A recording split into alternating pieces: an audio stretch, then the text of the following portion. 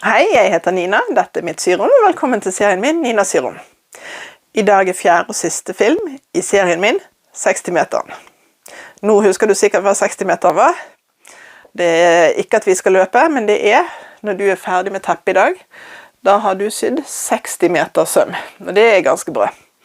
Når du har sydd 60 meter søm, så håper jeg det at du har opparbeidet deg en bedre kontroll på symaskinen, og egentlig at du har blitt bedre kjent med symaskinen, og hvordan den reagerer når du bruker pedalen, stopper, løfter, flytter litt på arbeidet. Jeg har alltid flere hensikter med filmene mine enn å bare vise deg hvordan du gjør en ting.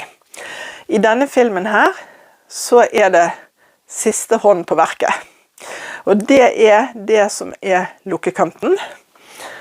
Lukkekanten, det altså den kanten som sydd på, jeg håper dere ser det, hvis ikke så limer jeg inn et bilde av det, hele veien rundt, for å lukke sårkantene inne. Og teknikken jeg har brukt, det heter en dobbel sårkant, nei, ikke dobbel sårkant, en dobbel lukkekant. Den syr vi på med maskin fra retten, bretter over til vrangen og syr til for hånd. Det veldig enkelt å sy til for hånd, så det også en del av arbeidet som jeg ønsker at du skal kose deg med å bruke tid på. Etter å ha sydd rundt hele teppet, og da tror jeg du oppe i en sånn 6 meter søm bare der, så har du jo også opparbeidet en teknikk på håndsøm som mye bedre enn da du begynte. Jeg kan anbefale et fingerbøll hvis du syr med en liten nål. Jeg opplever ofte at de tynne nålene som jeg bruker, de stikker meg ganske i fingeren. Så jeg har et fingerbøll på, jeg bruker faktisk langefingeren, sånn at jeg kan dytte nålen gjennom, uten at den stikker hull i fingeren enn at det blir så sår. I denne filmen så ønsker jeg at det noen ekstra poenger du skal ta med deg. Og det at denne lukkekanten, den kan du jo bruke på veldig mye annet. Jeg viser deg også hvordan du lager fine hjørner, sånn at hvis du syr en duk, en løper eller spisebrikker, eller noe annet som skal være firkantet, til og med gryteklutter, altså det jo samme teknikken, så kan du ta med deg teknikken derfra. Og det jo en av grunnene til at jeg har valgt å ha denne videoen alene, frittstående, for jeg tror at dette en video som egentlig både du og jeg kommer til å gå tilbake for å se. For ikke minst så det en teknikk når vi kommet rundt og skal skjøte lukkekanten igjen med seg selv, som jeg alltid synes litt vanskelig å huske på. Så derfor kommer den i denne filmen. Så denne filmen blir ganske kort, men du kommer jo til å bruke tiden med litt håndsøm. Da går vi i gang. Nå skal vi kutte til lukkekanten til pleddet, og nå kan du jo faktisk måle rundt pleddet ditt for å se hvor lang den skal være, og regne det ut selv i forhold til bredden på stoffet ditt. Men hvis du kjører nå den standard 60-meteren som jeg har laget, så trenger du 6 striper. Disse kutter du 2 tommer bred hvis du syr med kvart inchfoten din. Hvis du syr med en vanlig syfot, så kutter du de 5,5 cm, for da har du et sømhånd på 7 mm. Så denne lukkekanten skal være 8 ganger sømhåndet ditt. Når du har kuttet disse stripene, så kutter du vekk jarekantene, og nå skal vi sy stripene sammen. Vi skal ikke sy de sammen sånn som vi pleier, vi skal sy de sammen på skrå, sånn at på en måte påvirkningen av sømmen blir fordelt, og det ikke blir så tjukt på ett sted. Du legger de jo igjen rette mot rette, og så syr du fra hjørne til hjørne, og dette gjør du nå til du har en lang remse av alt sammen.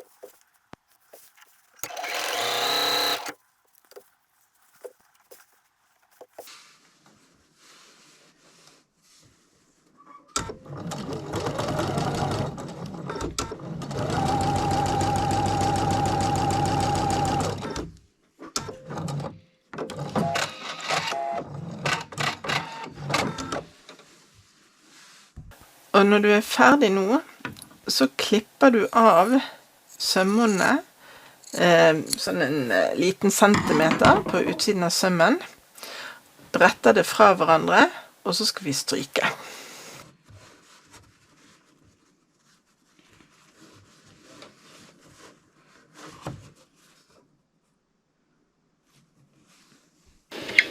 Jeg liker å stryke i en operasjon, så jeg bretter både lukkekanten min dobbelt, og stryker sømmene fra hverandre på samme runden. Du kan velge å først ta sømmene og etterpå stryke den dobbelt.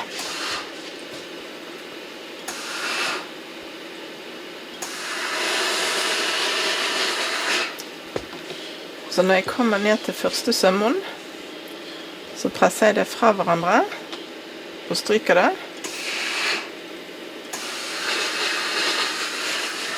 Så legger jeg remsen dobbelt og fortsetter å stryke.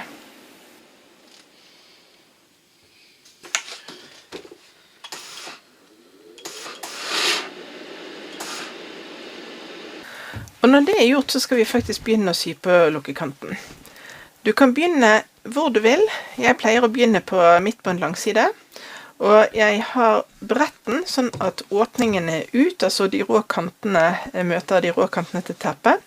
Og jeg lar det være ca. 20 cm med lukkekant bak som jeg ikke syr fast.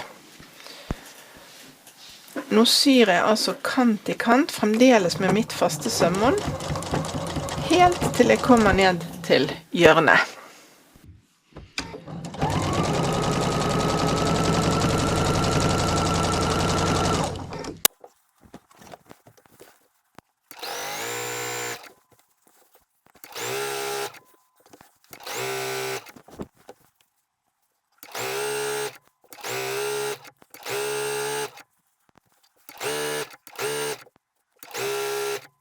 Nå syr du så du kommer ned ett sømmål fra hjørnet. Du skal altså stoppe med nålen ett sømmål fra hjørnet, og hvis du syr med en kvart inch fot, så er det altså en kvart tomme, og syr du med en vanlig syfot, så er det 7 mm. Du har gjerne en markering på syfoten din hvor dette er. Og her fester jeg ved å rygge.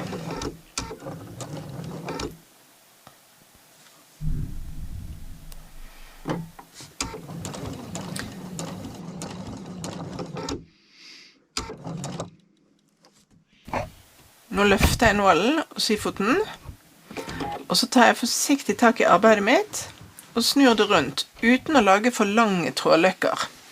Det er strengt at det ikke er farlig, for vi har festet, så jeg kan ta det av etterpå. Så bretter jeg først stripen min rett opp, sånn at jeg får en 45 graders vinkel, og deretter rett ned, sånn at den ligger kant i kant med den nye siden jeg nå skal sy langs. Og så begynner jeg igjen å sy nøyaktig på sømmene mitt, og fester her, frem og tilbake.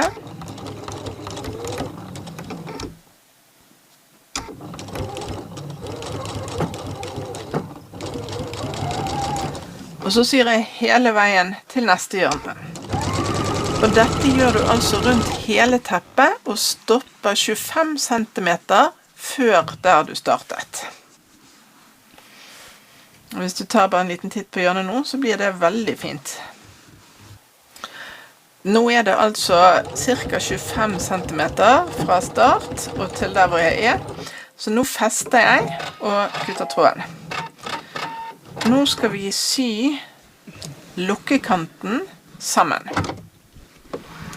Og dette her kan være litt tricky, så hvis du lurer på dette, så går du tilbake igjen her og ser neste gang du skal gjøre det også.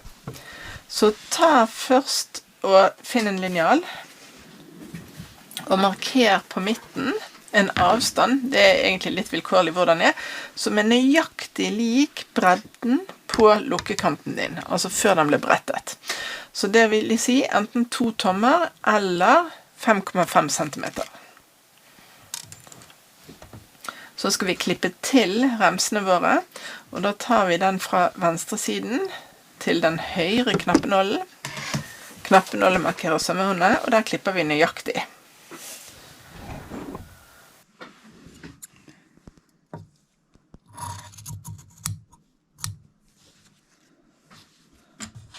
Så tar vi den fra høyre siden til den borteste knappenål på den andre siden. Og her skal vi gå inn cirka 3 millimeter og klippe av.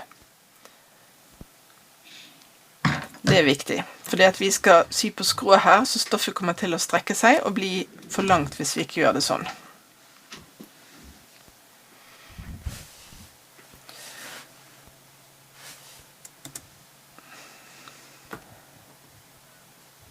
Så åpner vi den venstre og legger den med vrangen ned, retten opp, altså rett sånn som den ligger omtrentlig. Så åpner vi den høyre med retten ned, vrangen opp, og vrir den rundt, sånn at de treffer hverandre i en vinkel og rette mot rette.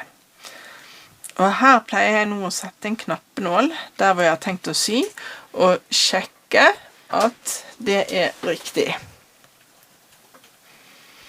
For når du bretter ut her nå, så skal strykebrettene treffe hverandre. Så jeg skal altså sy i knappenålens retning fra hjørne til hjørne på disse 2 bitene.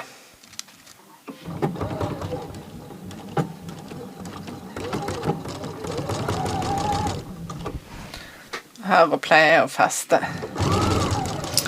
Her skal vi klippe sømmene, men det er viktig å først sjekke at du har sydd riktig før du klipper sømmene, for det er fort å gjøre feil her, og det har jeg gjort selv mange ganger. Så nå drar jeg ut lukkekanten min og ser at nå ligger den helt fint.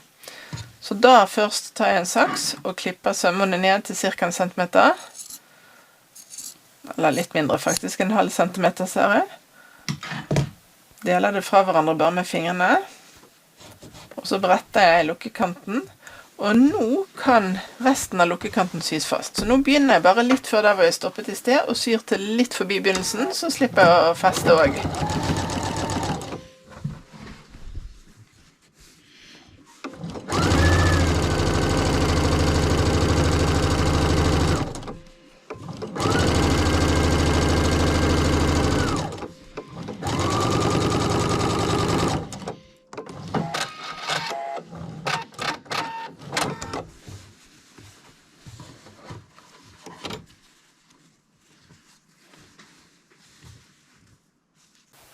Da er hele lukkekanten på, og vi skal sy den til for hånd på baksiden. Så jeg bruker enkel tråd. Jeg slår en liten knute på tråden, og jeg fester den i teppets sømmånd. Og så bretter jeg lukkekanten over. Og så tar jeg ett sting inn i lukkekanten, inn i bretten. Og det stinget er vel sånn 3 millimeter, tenker jeg. Og så tar jeg et sting i pleddet.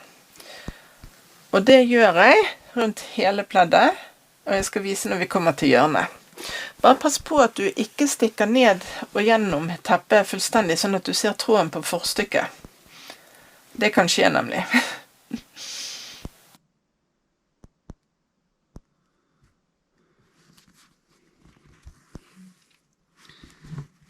Så ett sting i pleddet og ett sting i lukkekanten, helt bort til hjørnet.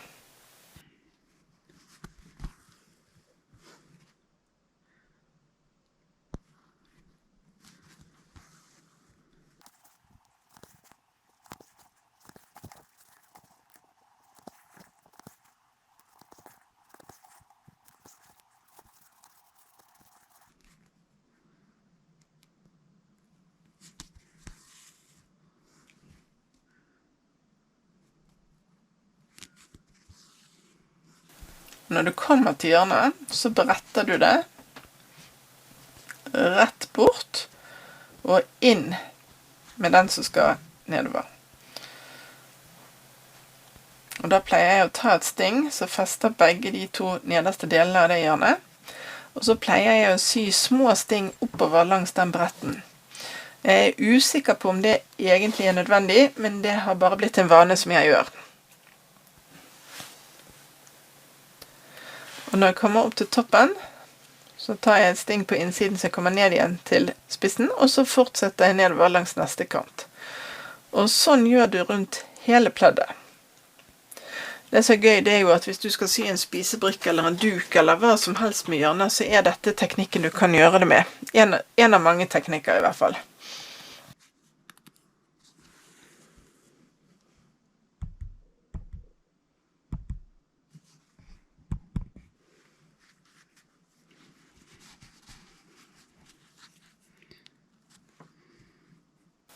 Så fortsett sånn rundt hele teppet. Og en annen ting, prøv å kose deg med dette, for denne håndsømmen er egentlig veldig hyggelig å holde på med.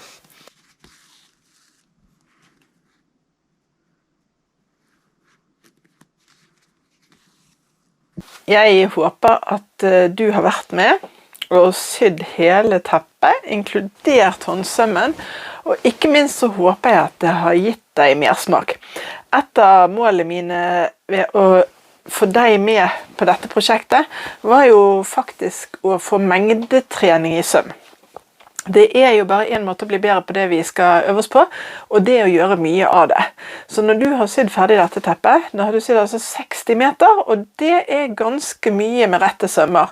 Så jeg tror du vil oppdage det at neste gang du skal sy et prosjekt med rette sømmer, så går det mye enklere enn hva det pleide å gjøre, fordi at nå har du gjort det i mange, mange timer allerede, og ikke minst i 60 meter som jeg regnet meg frem til. Det å øve på å sy, det er kjempeviktig, men jeg synes faktisk at det av og til er litt vanskelig å få til. For ofte så synes jeg det at sytiden min, det går i å tegne mønster, og det går i å klippe ut stoff, og så er det kanskje veldig få sømmer i et prosjekt. Sånn at hvis du virkelig skal øve deg på å sy, da er det lurt å ta faktisk dette prosjektet her og sy deg et pledd, sånn at du får sydd mange lange sømmer.